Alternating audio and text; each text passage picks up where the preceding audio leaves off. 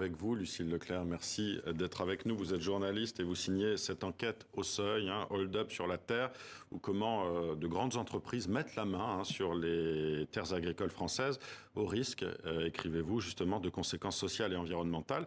Cet accaparement des terres, c'est un phénomène qu'on connaît, notamment en Afrique. On l'a beaucoup évoqué sur ce plateau. En France, en revanche, c'est quelque chose de moins connu. Comment en avez-vous pris connaissance ? Alors, si vous voulez, la terre agricole, c'est un des biens les plus précieux que nous ayons, puisque c'est le réservoir de notre alimentation. Aujourd'hui, depuis 10 ans, des groupes agroalimentaires puissants l'achètent de manière très discrète. C'est le sujet de mon livre Hold Up sur la terre. Vous parliez de l'Afrique. Effectivement, en fait, moi, avant de faire cette enquête, l'accaparement des terres, j'en avais déjà entendu parler. Mais pour moi, c'était quelque chose qui se passait au Brésil, à Madagascar. Et j'ai été étonnée de voir que des milliers d'hectares sont acquis par des grandes entreprises en France. Alors vous écrivez qu'il est difficile de chiffrer exactement aujourd'hui ces achats de terres par les grands groupes. Mais est-ce qu'on peut avoir une idée de son ampleur malgré tout, une estimation ? Sur les 26 millions d'hectares agricoles en France, on ne sait pas quel est le pourcentage de ces hectares détenus par des groupes, parce que ces achats de terres échappent à l'appareil statistique. Et pour moi, il est important de se poser ces questions aujourd'hui parce que le développement de cette agriculture de groupe n'est pas anodin. Il y a des conséquences importantes pour notre alimentation, par exemple. Notamment sur la question du développement d'une agriculture écologique, qui ne serait pas la priorité de ces grands groupes.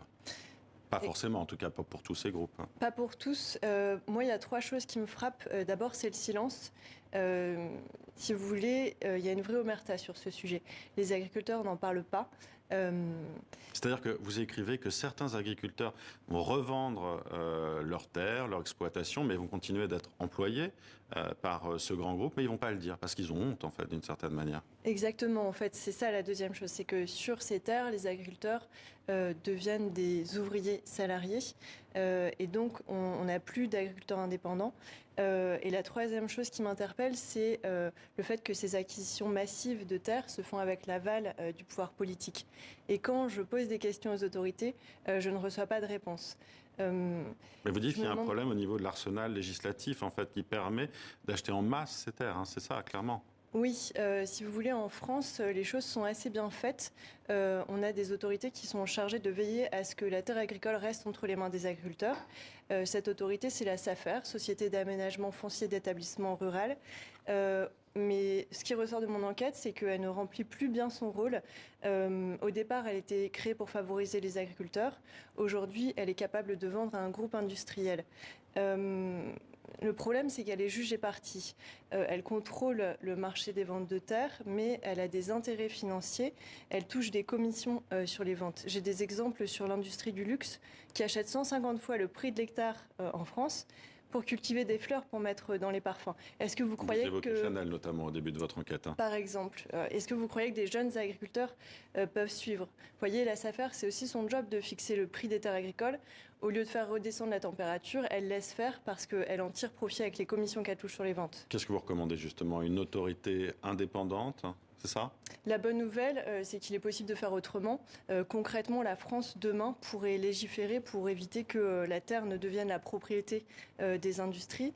Qu'est-ce qui manque pour qu'on le fasse ? Il manque une prise de conscience par chacun de ce qui se passe autour de chez soi.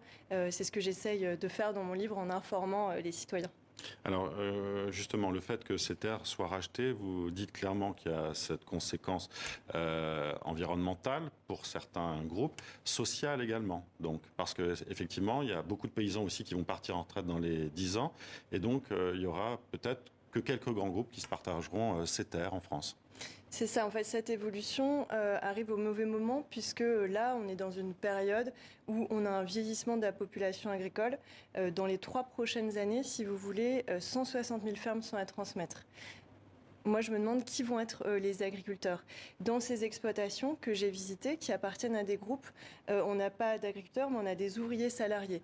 Ça plaît à certains, il faut le dire quand même. Dans votre livre, il y a certains qui témoignent en disant « j'ai moins d'horaires, moins de responsabilités, je peux prendre des week-ends, des vacances », ce qui n'est pas du tout le cas quand je suis moi-même responsable de ma ferme.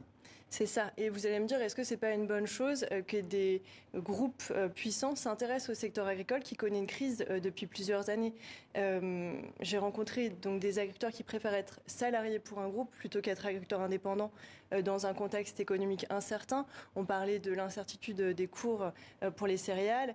Quand le cours du porc est à 1,10 €, que vous ne savez pas si vous allez pouvoir payer l'aliment pour nourrir votre élevage, vous n'êtes pas tranquille. Il y a un malaise profond. Depuis les années 80, le taux d'endettement a été multiplié par 4, le taux d'endettement des agriculteurs. Aujourd'hui, un agriculteur sur 5 vit sous le seuil de pauvreté. On comprend que les groupes sont aussi des solutions pour un monde en crise. Merci Lucille Leclerc d'avoir été avec nous. Et si vous voulez en savoir plus justement sur ce rachat de terres par les grands groupes, je conseille à ceux qui nous regardent d'acheter votre livre Hold Up sur la terre, qui est publié au Seuil, mais aussi en coédition avec les éditions de Reporter. Merci d'avoir été avec nous.